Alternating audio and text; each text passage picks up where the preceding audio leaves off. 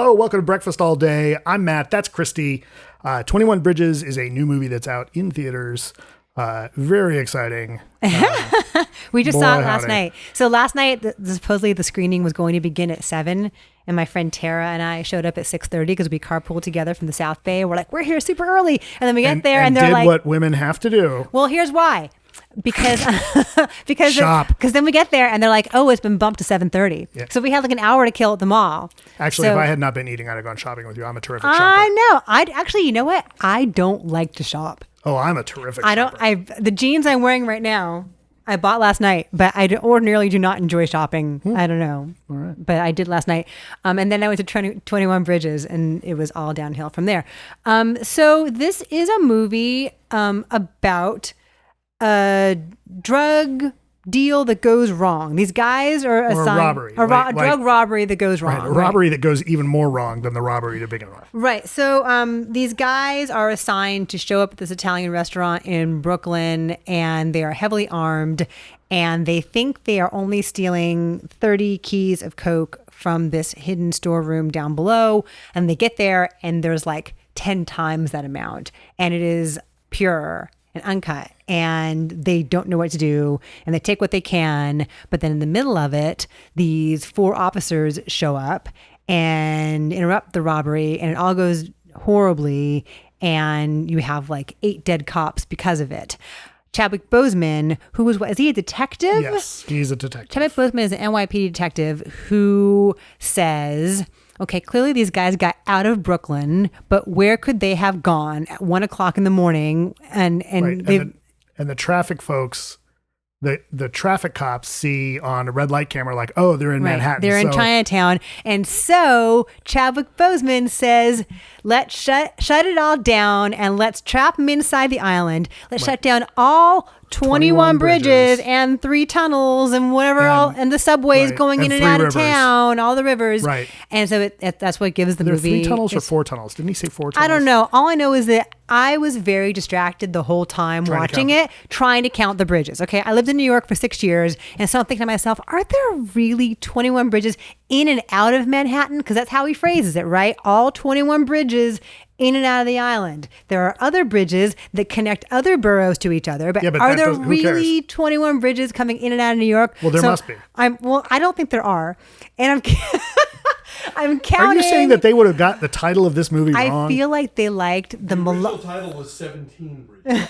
Was it? It was. I saw an old news story about it. It was called 17 Bridges, and now it was in development so long ago that they built then now there are 4 more bridges. I went on to Wikipedia to count the bridges, and there are actually more than 21 bridges if you're counting bridges like the Kosciuszko Bridge, which connects the top of Brooklyn to the bottom of Queens. But I'm like, No. Manhattan, Brooklyn, Williamsburg, 59th Street, Queensboro, Triborough, Throgs Neck, Whitestone. This discussion is probably more interesting than most of the movie's plot. The George Washington Bridge and the Verrazano Bridge. Anyway, how's the movie? All I know is that's all I was thinking about the whole time. I'm like, wait a minute. We have a lot of aerial shots of bridges.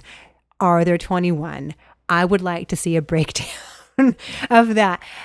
It's okay. This is an okay kind of generic cop thriller, dirty cop. Sienna Miller is brought in as the narcotics. Who's almost unrecognizable. I did not know it was Sienna Miller. So she's very chameleon-like all the time, right? And I love that about her. But truly, I'm watching it going, that's not Amy Ryan and it's not Carrie Coon. I'm like, who is this person? I could not remember. It's Sienna Miller. J.K. Simmons is in it. J.K. Simmons is in it. And so basically it is Keith David, who's given nothing to do. So it's like a beat the clock kind of thing because Chadwick Boseman has ordered all the bridges and tunnels shut down, but he can only have that until like 5:00 in the morning. And so you see the time at the bottom of the screen, like now it's 1:42, now it's 3:23 or whatever it is. And so it's this whole like, who's in on this? Who sent these guys to pick up these drugs? Can they get out of Manhattan? And Chadwick Boseman has some sketchy past where he is under investigation by Internal Affairs at the beginning of the film for being too trigger happy. Yeah. Or, the movie's, one of the things, the first scene we see with him is because Internal Affairs studies every time a cop fires their gun. He's on his like 7th investigation in 8 years. They bring up that, and he says, "Oh no, I've only ever done it when somebody shot first." But he has this rep for taking down perps. And so that kind of becomes, if not a plot, I mean, it becomes, part of how people interact with him. When he's first on the scene, the crime scene, and J.K. Simmons, who's the lieutenant who runs the 8-5 precinct, says, "Oh, I'm glad we got you. You're going to take these guys out, right?" So there's a little bit of pressure there. This movie's fine, right? It's fine. I think it helps that it's got some good actors in it. I think that, although he somewhat struggles with, I think that Boseman definitely brings more to the script than what's actually in there. The one scene where he punches the guy and then looks at the guy's partner, he's like, "What?" Right? Like there's some moments where he makes what he's doing, like he comes off very natural. And I thought he carries the movie relatively well. There's not a lot to his character. There's not a lot to it, but again, like I thought he carries it pretty well for what's a, pretty thin characterization across the board. Right. Basically, it's like, it's as Alonzo would say, it's go to the place and get the thing. Because he has to go to like one place and then the next place. Like they're on the tail of all the places where the cop killer drug robbers have been. They got to go to the next place and the next place, and they're always like one step behind. And then like they go to the next place and there are more bad guys that need to be shot and or beaten up. It's a lot of fetch quests. And as they would call it in video games. And he and Sienna Miller have, solid chemistry. But again, like she is the tough narcotics cop, and she's kind of given just that one note to play as well. And so they're both sort of stuck in these roles that you wish were more interesting because they're actors who are tremendously versatile and charismatic, and you want better for them than the script provides. There's a lot of that going on across the board, right? Mm-hmm. Like I mentioned before, Keith David is in this movie and given nothing to do. No. I had a brief moment of being able to, for that matter, the Taylor Kitsch is one of the bad guys. Right. And he's not given anything to do. Yeah. Longtime Star Trek Deep Space Nine fans would recognize Alexander Siddig as the guy. He plays the money laundering guy. And he's a great actor, and he's, again, given almost nothing to do. Is he the guy with the cool loft? Yeah, he's the guy in the robe, the money launderer. Yes. The sound design on this movie is pretty solid. I will say that, because there's just a ton of gunfire. And so you hear not just like the bullet, but like the whizzing. Is that your pull quote on the poster? It sounds great. The bullets sound like bullets. That's my blurb for you. No, but there are a lot of shootouts that like the camera is in the middle of, and you do feel immersed in that. So there is some excitement there in that regard, but there are a lot of shootouts. It's thoroughly and it's everyone here is massively overqualified for this. I'm saying a 5. What did I say? You said 5.5. Yeah, 5.5. You want to stick with that? Yeah, I'll stick with that. So our number's a 5.3. It's at 38% on the tomato meter. I'm kind rough. of amazed this movie is coming out in the middle of November. Like peak awards. This feels like late August to me.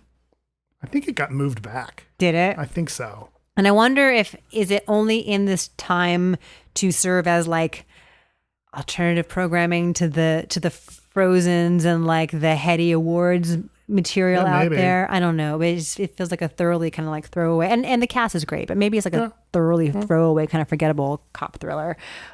Yes, 21 Bridges, give or take a bridge or two. Jeff Bo Todd. What's that? Jeff Bo Todd. Bridges. No. Oh yeah. What about Lloyd? Todd is a bridge. Yeah. It's true. I watched 22 Bridges though. Would they you? make 22. That one's funnier.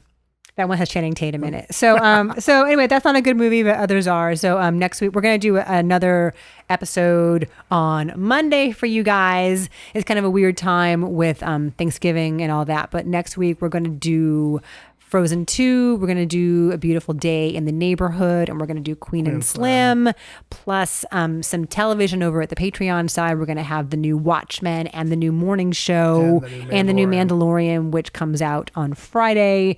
Hopefully with more Baby Yoda, fingers crossed. I just want a whole show of just Baby Yoda walking around being cute and or floating. Yeah. And or pointing at things and making them move. So right. If you are following on Twitter, the whole argument about is he Baby Yoda or not and what to call him, he's Baby Yoda. Yeah. think that name is stuck. I think it's fine. It works for me. My a la carte episode for you on Monday is with director Adam Egypt Mortimer, who directed a movie called Daniel Isn't Real, which comes out soon. Yes. Although, you know what? No, that might not be next week. I think I'm holding on to him for the beginning of December. Wow. Next week might be Chris G., who is a reporter for Spectrum News 1, but prior to that, he was a composer. He was a film composer and editor, and he began his career doing extra work in Vancouver. It might be Chris G., and I think Adam is the following week. Anyway, all interesting stuff for you to tune into and enjoy. If you're driving somewhere for Thanksgiving with your family and you don't want to talk to them, you can listen to our podcast instead. Right, or watch the videos while you're driving. Or watch the videos while you're driving. No, don't do that. All right, well, that's it for this week. Thank you for watching. Please join our Patreon, where you can see us talk about the aforementioned television shows. And you can follow us on all of the cool social media places at BeFastAllDay. That's it for this week. Enjoy your weekend, and we will be back before Thanksgiving. We will. To talk about more shows and some TV shows and more movies and, whatever. We'll talk to you guys on Monday. Thank you. And Alonzo says bye and thanks too. Bye, thanks, bye.